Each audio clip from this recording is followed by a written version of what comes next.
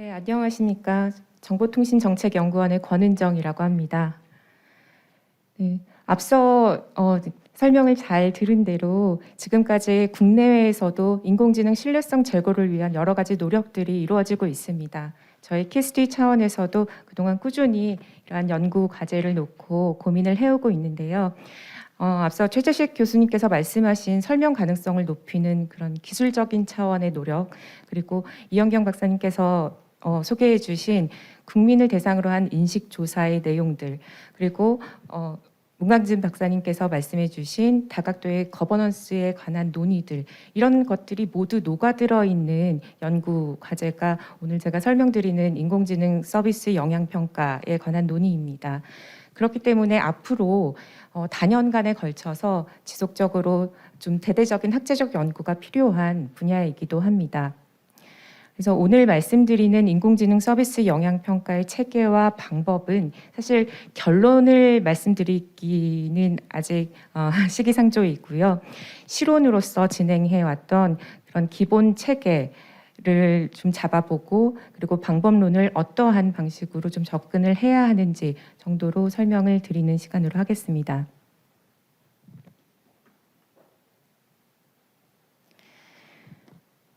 네, 이 인공지능 서비스 영향평가는 작년 2020년에 지능정보화 기본법의 한 내용으로 들어왔습니다. 하나의 규정 안에 이제 포함하게 됐는데요. 그래서 무엇보다도 현행법상의 인공지능 영향평가, 특히나 인공지능 서비스를 대상으로 하는 사회적 영향평가의 내용이 무엇인지 그 제도의 취지를 좀 설명을 드리고요.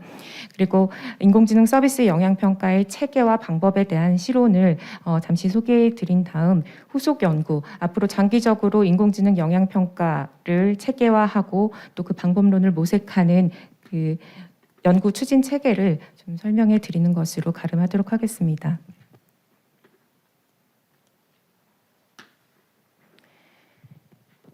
네, 말씀드린 대로 지능정보화 기본법 56조에 지능정보 서비스에 대한 사회적 영향평가가 규정되어 있습니다. 그렇지만 이 기본법의 성격이 국가의 정책에 대해서 기본적인 전략 차원의 내용을 소개하는, 담고 있는 것이니만큼 아주 상세한 체계라든지 절차가 담겨 있는 것은 아닙니다. 그렇지만 이 전형적인 행정 규제로서 담긴 것이 아니라 곧 소개해드리겠지만 어디까지나 국가와 지자체의 재량 그리고 정책 과제의 일환으로 이러한 사회적 영향평가를 도입한 것이기 때문에 그 본질은 인공지능 서비스의 리스크 관리의 성격, 그리고 그 수단으로서 도입된 것으로 이해할 수 있습니다.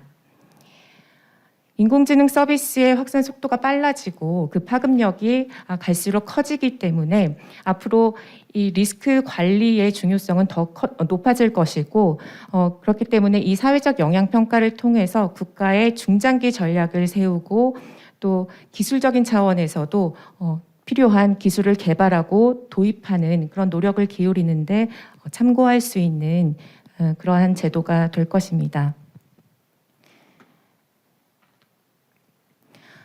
우선 국내외적으로는 인공지능 윤리규범 논의와 함께 더불어서 이 인공지능 영향평가에 대해서 좀 논의가 이루어져 왔습니다. 그렇기 때문에 이 윤리규범의 논의가 굉장히 3, 4년 정도의 그 역사를 가지는 만큼 인공지능 영향평가의 법제화 논의, 도입의 논의는 더욱이 짧은 역사를 갖고 있습니다.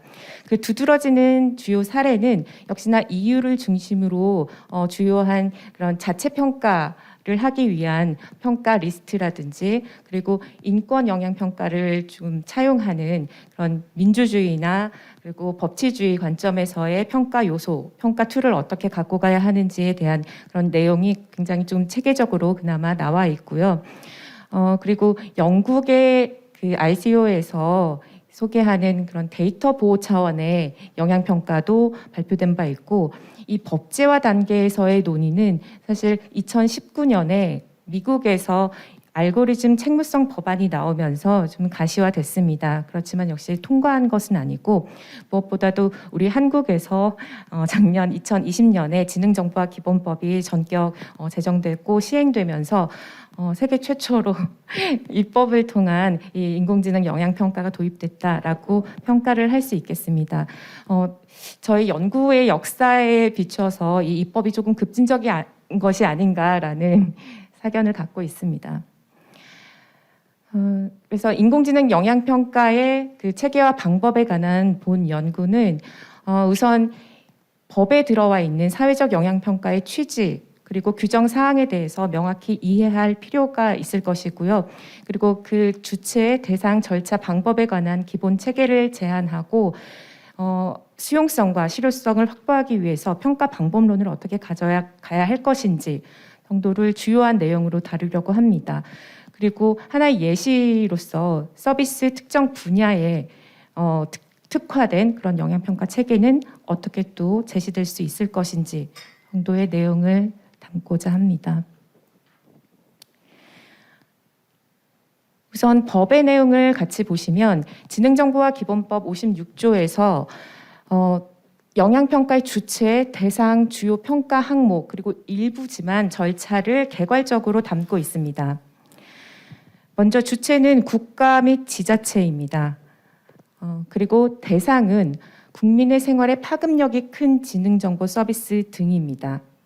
그래서 인공지능 서비스가 이에 포함되는 것이고요. 그리고 기존의 기술 영향 평가하고 또 차이점은 기술 영향 평가의 경우에는 기술의 발전이 어떠한 영향을 가져올 것인가인데 여기서는 그 서비스가 활용과 확산이 될 때 미치는 영향을 파악하는 것이고요. 그리고 그 영향의 범위도 굉장히 광범위합니다. 사회, 경제, 문화 및 국민의 일상생활 등에 미치는 영향을 파악하고자 하는 것이 본 사회적 영향평가의 내용입니다. 그렇지만 의무적인 국가의 책무로서 규정한 것이 아니라 할 수 있다라고 이제 규정을 하고 있고, 그리고 2조에서 특이하게 보셔야 되는 부분이 일단 결과를 공개하는 것은 일반적인 영향평가에 정해진 절차인데요. 그 해당 지능정보 서비스 등의 죄송합니다.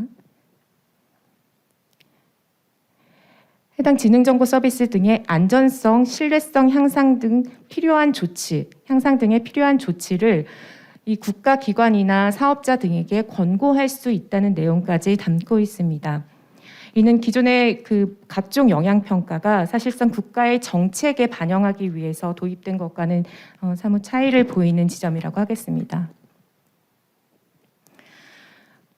그리고 지능정보 기술의 경우에는 이 사회적 영향평가의 대상에서 제외가 됩니다. 이 표현상 기술 영향평가로 대신한다라는 단서가 붙었는데요. 뒤에서 잠깐 설명을 드리겠지만 이 기술에 대한 영향평가의 경우에는 매년 시행되기도 하지만 미래를 예측하는 내용의 영향 분석이 대부분이기 때문에 사실 이 사회적 영향 평가에서 얘기하는 서비스가 활용되고 확산되면서 미칠 수 있는 영향을 평가하는 것과는 좀 차이가 있습니다.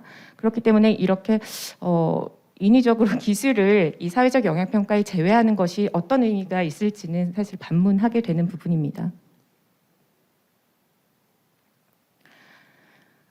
그리고 이 평가 항목 부분이 사실상 주요한 내용으로 담겼는데요. 일단 특이한 부분은 1호에서 지능정보 서비스 등의 안전성과 신뢰성이 주요한 평가 항목으로 제시되고 있습니다. 그리고 2호부터 5호에 이르기까지는 정보 문화, 사회 경제, 그리고 정보 보호, 그리고 무엇보다 국민의 일상생활에 미치는 영향까지를 포괄적으로 조사하고 평가할 수 있도록 규정을 하고 있습니다. 이러한 사회적 영향평가의 내용이 기존에 10여 년, 13년 정도 이루어지고 있는 기술 영향평가와 어떠한 점에서 좀 대별될 수 있는지를 잠깐 보시겠습니다. 우선 주체의 경우에는 정부 주도, 국가 주도의 영향평가라는 점에서는 동일합니다. 그렇지만 말씀드린 대로 어디까지나 필요에 의해서 재량껏 시행할 수 있는 것이 사회적 영향평가이고 그에 반해서 매년 의무적으로 실시하는 것이 기술 영향평가입니다. 그리고 구체적인 절차나 방식을 담고 있지 않기 때문에 사회적 영향평가의 경우에는 그 점이 거버넌스가 불확실하긴 하지만 이 기술 영향평가의 경우에는 지금 시행령에서 구체적인 방법과 절차를 담고 있는데 그중에서 눈에 띄는 그 거버넌스와 관련된 내용이 기획평가원이 평가원에 위탁해서 이 기술 영향평가를 시행하고 있다는 것입니다. 그리고 대상의 경우에도 국민의 생활에 파급력이 큰 지능정보 서비스 등 그리고 그것이 활용과 확산이 미치는 영향에 대해서 조사 평가하는 것이고 기술 영향 평가의 경우에는 미래의 신기술, 주로 미래의 신기술에 대해서 그 발전이 미치는 영향에 대해서 평가를 하고 있습니다. 아마도 그 기술 영향 평가를 사회적 영향 평가에서 제외한 것은 이 기술적, 경제적, 사회적 영향과 파급 효과 등이 큰 기술도 그 대상으로 시행령에서 이것은 법률에 규정된 것은 아니지만 시행령에서 포함시키고 있기 때문에 대신한다는 표현을 썼을 것으로 짐작은 합니다만 어쨌든 이 서비스의 내용에 시스템이 제외되거나 어떤 특정 기술적인 안전성이나 신뢰성이 제외되는 것은 아니기 때문에 과연 이 기술 영향 평가를 굳이 제외한 것이 어떤 의미가 있을지는 다시금 반문하게 되는 부분입니다. 네, 절차의 경우에는 상세한 규정은 지금 없는 상태이고 다만 앞서 보시다시피 과기부 장관이 결과를 공개하고 그리고 신뢰성, 안전성 향상 조치에 대해서 권고할 수 있다라는 내용을 담고 있고요. 그에 반해서 기술 영향 평가는 그 시행령 23조에 상세한 절차를 담고 있습니다. 평가 항목의 경우에도 기술 영향 평가는 모두 경제, 사회, 문화, 윤리, 환경에 미치는 재반 영향을 평가하는 것이라면 이 사회적 영향 평가의 경우에는 오히려 그 1호에서 보여주는 서비스의 안전성과 신뢰성에 더 초점이 있고 아시는 바와 같이 이 신뢰성의 요소라든지 안전성의 요소가 굉장히 다원적이고 복합적이기 때문에 이 안에서 평가될 수 있는 요소들은 굉장히 무궁무진할 것으로 예상이 됩니다.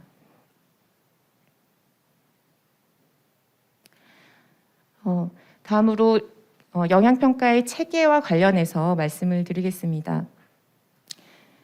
우선 이 앞서 말씀드린 대로 영향평가는 리스크 관리 차원에서 이해를 해볼 수 있고 이 법률상의 영향평가는 개략적이나마 리스크 관리의 이 세계 평가, 소통, 관리의 구조를 띠고 있기 때문에 리스크 관리 체계 차원에서는 어느 정도 적합한 구조를 띠고 있다라고 평가를 할 수 있습니다.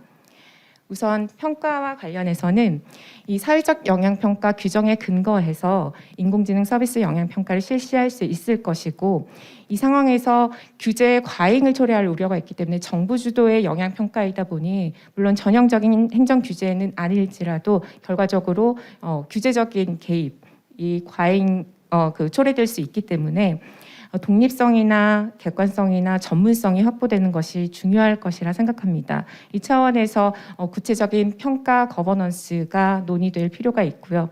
그리고 두 번째로 소통과 관련해서도 영향평가 결과를 공개하는 차원 그리고 당연한 절차겠지만 이 이해관계자가 의견을 제출한다든지 전문가 의견을 수렴하고 일반 시민에게 공개해서 의견 수렴 절차를 거치는 과정에서 이런 소통의 단계를 두고 있다는 점이 보여지고요.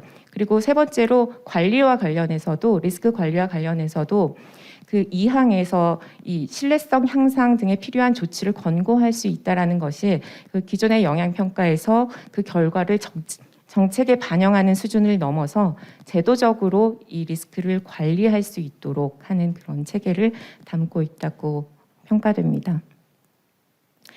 모든 차원에서 사실상 이 거버넌스가 중요하게 다뤄져야 한다는 것은 이 각 영역에서 요구되는 이러한 가치들이 결국에는 거버넌스 차원에서 해결해야 할 숙제이기 때문입니다. 이러한 리스크 관리 체계를 바탕으로 해서 기본적인 영향평가 프로세스를 중심으로 하는 기본 체계는 다음과 같습니다. 우선 대상을 선정을 하고 그리고 대상을 분석 평가하고 의견 수렴 그리고 결과를 도출해서 공개하고 그 결과를 반영하는 것까지 이런 5단계로 이루어질 수 있고 이러한 과정에서 사실상 문제가 되는 이 네 가지인데요. 이 네 가지 대상과 거버넌스와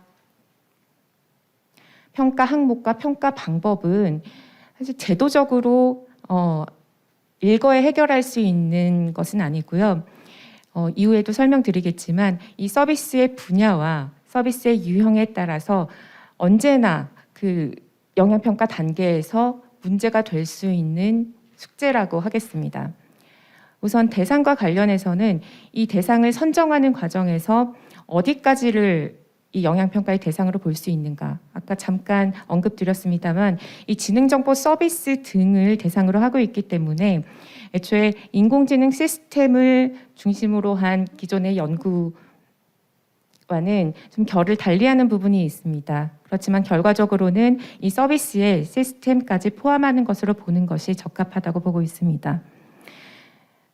그리고 이후 거버넌스와 관련해서도 말씀드린 그 수탁기관에 어떻게 참여하는 것이 좋을지라는 문제와 그리고 평가 항목과 평가 방법과 관련해서도 그 분야별로 어떻게 평가 항목을 체계화할 것인지 그리고 그 평가 항목의 내용으로 그 지금과 같은 그 법률상의 평가 체계를 평가 항목의 체계를 그대로 갖고 가는 것이 과연 적정한지라는 그런 논의가 계속해서 이어질 수 있을 것입니다.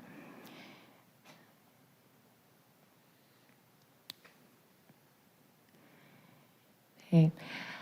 앞서 말씀드린 법률상의 영향평가 항목별 주요 평가 요소를 간단히 보시면 이 안전성, 신뢰성, 그리고 정보 문화에 대한 영향, 그리고 이 영향 안에는 당연히 부정적인 영향의 리스크를 포함하는 것이라고 해석이 될 수 있고요.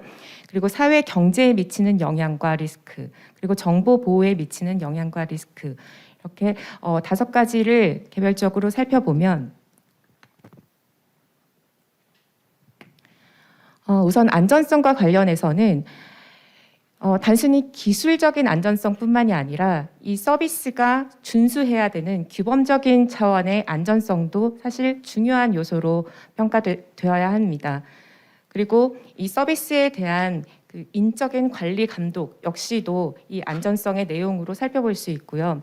그리고 무엇보다 가장 이제 복잡한 문제가 될 수 있는 이 신뢰성과 관련해서 어떻게 세부 평가 항목을 둘 것인가가 가장 큰 숙제가 될 텐데 앞서 그 이현경 박사님께서 소개해 주신 그 인식조사에서도 나타났지만 이 신뢰를 구성하는 요소가 굉장히 다차원적입니다. 그래서 다원적 신뢰 요소를 고려해야 할 것인데 우선 가장 중요하게 고려해야 할 것은 현행법에서 어떤 규정을 두고 있느냐, 그 규정을 준수했느냐가 사실상 가장 기본적인 신뢰의 요건이 될 것이고요. 그리고 또한 설문에서도 나타났듯이 이런 신뢰를 느끼는 것은 굉장히 주관적인 영역에서 일어나는 것이기 때문에 주관적인 인식, 즉 의지가 있는지, 인지할 수 있는지를 수용성의 관점에서 살펴보는 것 역시도 이 신뢰성에 대한 평가 내용이 될 것입니다. 그리고 서비스에 대한 서비스의 신뢰성이지만 사실상 그 내용은 제품이나 네트워크나 데이터의 기술적 안전성까지도 이 신뢰성의 요소가 되기 때문에 즉 이런 품질적인 면에서도 이 신뢰성을 결정지을 수 있을 것이고 그리고 굉장히 광범위한 영역에서 인공지능 윤리 규범에서 얘기하고 있는 그런 요소들 투명성과 공정성, 책임성, 정확성 이런 것들도 역시나 인공지능 서비스의 신뢰성 차원에서 논의될 수 있는 것들입니다. 이처럼 이 신뢰성 하나의 요소에 대한 평가만으로도 굉장히 다양한 세부적인 평가 항목이 필요하고 그 평가 항목별로 어떠한 요구 조건이 필요한지 즉 어떠한 지표가 설정되어야 타당한지 하는 문제는 결국에는 공통된 평가 지표로 접근하기보다는 서비스별로 요구되는 투명성, 공정성, 책임성, 그리고 그 안전성의 기준들 이런 것들이 사실상으로는 구체적으로 차별적으로 적용되어야 할 것입니다. 나머지는 생략하도록 하겠습니다. 그래서 해외 유사 사례 평가 항목과의 비교를 보시면은 우선 이 알타이라고 부르는 자체 평가를 위한 평가 리스트에서는 그래도 그 윤리 규범 차원에서 체계적인 이 평가 항목을 보여주고 있고요. 그리고 두 번째로 예시로 든 이 캐나다의 경우인데요. 캐나다의 행정 부문에서 적용하고 있는 자동화 의사결정 시스템에 대해서 어떠한 알고리즘 평가가 이루어져야 하는지를 담고 있는데요. 그 내용으로 중요하게 다루는 것이 이 시스템 차원에서의 품질, 안전성 이런 부분, 그리고 참여, 절차적 공정성, 공공부문에서 특별히 요구되는 그런 요소들이 이 안전성과 신뢰성과 결부된 요소로서 판단이 되어야 합니다. 그리고 이 경우는 ICO에서 발표한 것인데요. 데이터 보호 영향평가의 경우에는 사실상 다른 점보다도 법률에 근거한 GDPR에 근거한 영향평가이다 보니 이 적법성과 비례성을 중요한 요소로 본다는 점에서 또 대별될 수 있습니다. 이처럼 공통된 평가 항목을 수립하기보다는 그 각 영역에서 필요한 그 요소가 다르기 때문에 좀 차별화된 평가 항목, 평가 지표 체계를 만들 필요가 있습니다. 이러한 평가 항목에 따라서 당연히 평가의 방법도 달라지는 것인데요. 우선 평가 지표와 관련해서는 말씀드린 대로 인공지능 윤리와도 밀접하고, 그리고 그 평가 지표를 정성평가, 정량평가로 나눈다고 했을 때도 그 정성평가의 내용으로 규범적인 내용들, 법과 윤리와, 그리고 인식조사까지, 그리고 통계 역시도 정성평가의 기초 자료로 활용될 수 있는 것이고, 그리고 정량평가 지표와 관련해서도 기존의 AI 인덱스, 그리고 AI 산업 활용 실태 조사, 이런 통계의 분석 결과로부터 좀 지표를 도출할 수 있을 것입니다. 그리고 그와 연결되는 평가 기법과 관련해서는 우선 굉장히 다차원적이고 복합적인 영향평가 체계를 갖고 있기 때문에 인공지능 서비스 영향평가의 그 각 항목에 대해서는 기존의 그 항목에 적용되어 오고 있는 영향평가 기법을 활용할 수 있고 참고할 수 있을 것입니다. 그렇지만 무엇보다 가장 거버넌스와 관련해서 중요한 것은 앞서 그 인공지능 시스템에 대해서 신뢰성의 중요한 요소로 판단되어야 했는데요. 이 시스템의 신뢰성이나 안전성을 평가하는 부분은 결국에는 자체 평가 방식을 동원하는 것이 최선일 것이라고 생각을 합니다. 물론 과도기적으로 이 자체 평가에 대해서는 좀 철저한 관리나 검증이 필요하겠지만 우선 장기적으로 봤을 때는 자율규제의 그 비중을 높이는 방식으로 이 영향평가 역시도 체계가 설계되어야 할 것이라 생각합니다. 그래서 예시적으로 지금 기존의 환경영향평가의 경우에는 국내에 시행되고 있는 영향평가 중에서도 가장 체계적이고 과학적인 방법으로 이루어지고 있는 예시인데요. 이런 환경영향평가에서 사용되는 이 사회, 경제, 환경에 미치는 영향과 생활 환경에 미치는 영향의 이런 지표들, 그리고 예측 조사 방법들, 평가 방법들이 참고될 수 있고, 그리고 앞서 말씀드린 알타이의 자체 평가 프로세스 역시도 각 윤리 규범에 근거한 질문들을 구체화하고 그 평가 지표에 따라서 결론적으로 어떠한 그 자신의 시스템에 대해서 평가 지표를 시각화하는 이런 프로세스를 두는 것 역시도 앞서 말씀드린 자체 평가의 하나의 좋은 사례가 될 것이라 생각합니다. 이것은 넘어가겠습니다.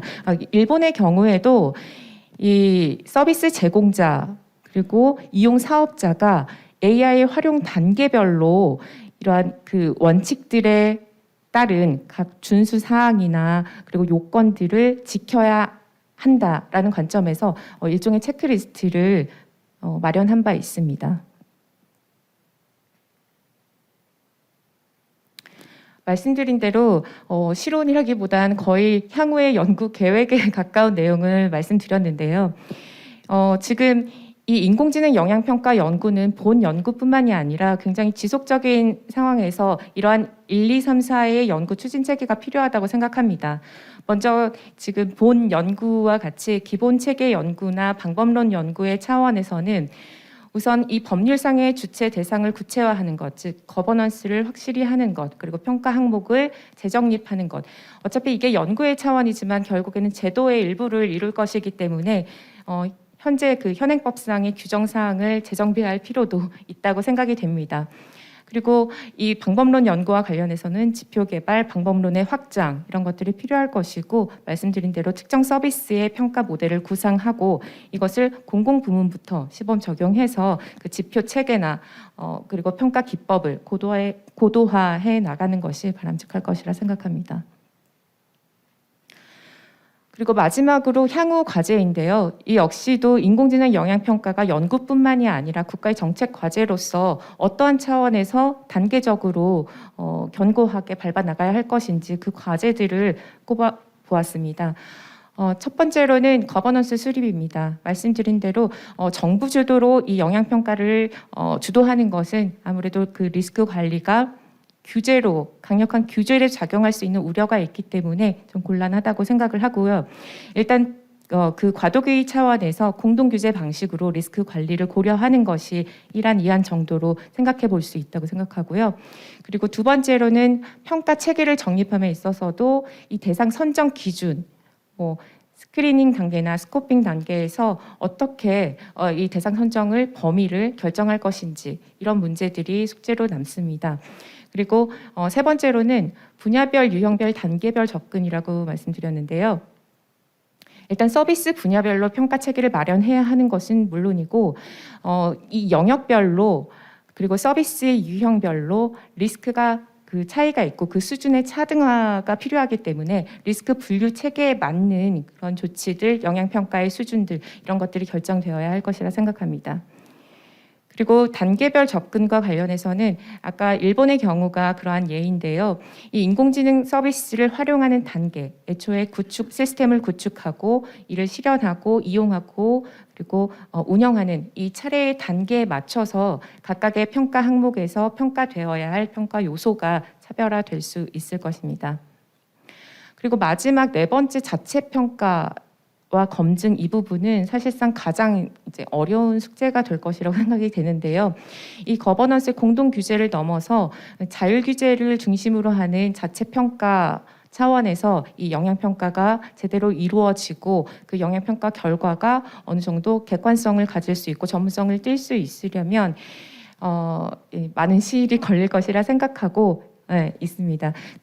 이러한 자율평가나 검증의 지침은 필요하겠습니다만 그에 앞서서 본 연구를 비롯한 이 영향평가의 체계를 재구성하고 그리고 거버넌스를 수립하고 그리고 이후에 기술적으로나 규범적으로 지표를 개발하고 적용하는 그리고 시범 사업까지 이어지는 이 일련의 과정이 무탈이 이루어져야 이 자체 평가나 검증의 절차까지도 수순으로 완료가 될 것이라는 생각이 듭니다. 네, 이상으로 이 인공지능 서비스 영향 평가의 체계론과 방법론의 실론적 연구에 대해서 간단히 소개해 드렸습니다. 들어주셔서 감사합니다.